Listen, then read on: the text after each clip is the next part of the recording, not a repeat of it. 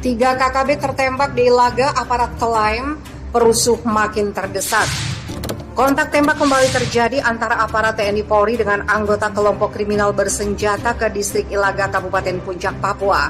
Dalam kontak tembak pada Kamis 10 Juni tersebut, Kasatgas Humas Ops Memangkawi Kombes Pol Iqbal Al-Kudusi mengatakan, aparat TNI Polri menembak 3 anggota KKB pimpinan Lekagak Telenggen di Kampung Eromaga, distrik Ilaga. Kontak tembak tersebut mengakibatkan 3 pasukan KKB terkena tembakan.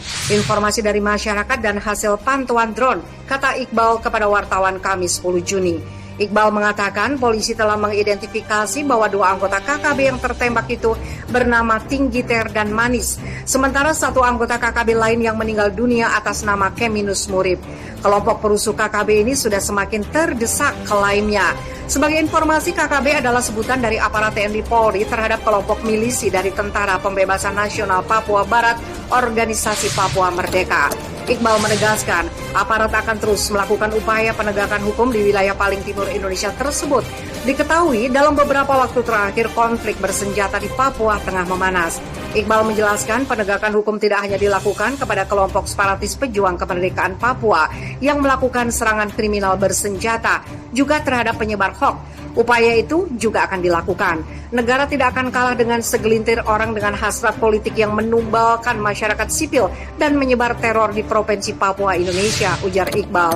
Kontak tembak antara KKB dengan TNI Polri memang tidak terhindarkan sejak awal 2021 ini. Situasi memanas usai KKB menembak mati Kepala Badan Intelijen Negara Daerah Papua, Brigjen TNI I Gusti Putu Dani Karyanugraha. Setelah itu pemerintah langsung mengambil sikap dan menetapkan KKB sebagai perusuh. Situasi eskalasi konflik bersenjata di wilayah paling timur Indonesia pun kembali mencuat beberapa hari belakangan. TPNP BUPM telah memperingatkan seluruh warga Indonesia yang bekerja di Papua untuk segera meninggalkan bumi cendrawasih. Ancaman itu dikeluarkan usai pihaknya menabuh genderang perang terhadap aparat TNI Polri secara terpusat di wilayah Ilaga, Kabupaten Puncak sejak beberapa pekan lalu. Sejauh ini cnnindonesia.com belum dapat mengkonfirmasi kepada jubir OPM mengenai kontak tembak dan korban yang jatuh di Ilaga tersebut.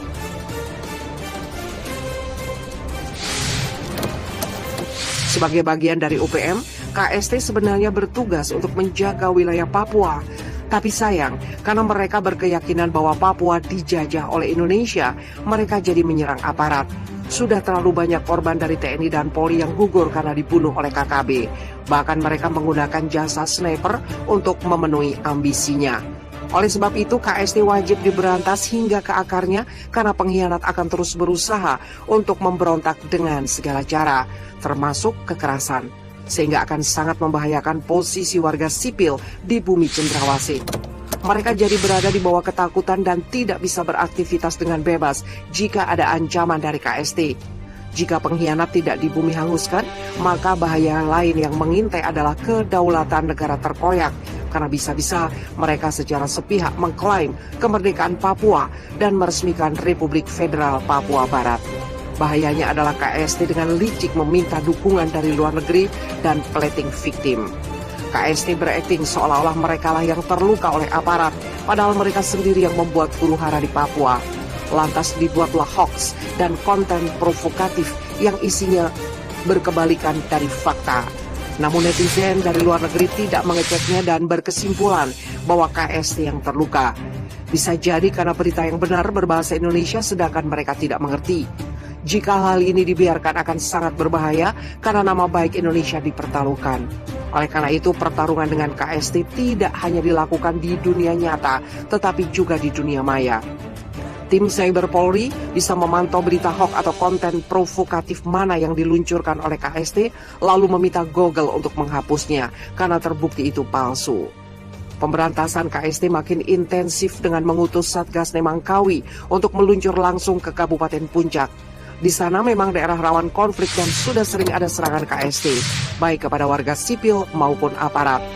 Dalam penyerbuan ditemukan 1 markas KST dan mereka langsung lari tunggang langgang. Sementara ini masih diselidiki markas KST yang lain karena kabarnya ada beberapa markas yang tersebar di pedalaman Papua. mereka memang sengaja membuat markas yang tersembunyi dari kejaran aparat karena sudah menguasai medan dan memiliki kamuflase yang bagus. Namun aparat tidak menyerah dan terus mengejar mereka sampai organisasi teroris ini bubar. Kelakuan KST sudah melewati batas ketika mereka membunuh banyak warga sipil dan berani menyerang aparat terlebih dahulu, bahkan mengutus sniper untuk melancarkan aksinya. Oleh karena itu, KST wajib diberantas agar tidak merajalela dan menakut-nakuti warga sipil Papua. Jika mereka sudah dibubarkan, maka keadaan di bumi Cendrawasih akan makin damai. Konflik itu sendiri telah terjadi pada Jumat 28 Mei lalu saat KKB membunuh Kepala Subsektor Oksamo, Pegunungan Bintang, Papua, Bribtu Marius Sanoy. Mereka mencuri 2 senjata laras panjang tipe SS-1 dan revolver dari markas polisi itu. Hanya saja tidak berselang lama polisi berhasil menemukan senjata yang dicuri itu di sekitar markas KKB yang berada di wilayah tersebut. Tidak hanya aparat, warga sipil juga menjadi korban.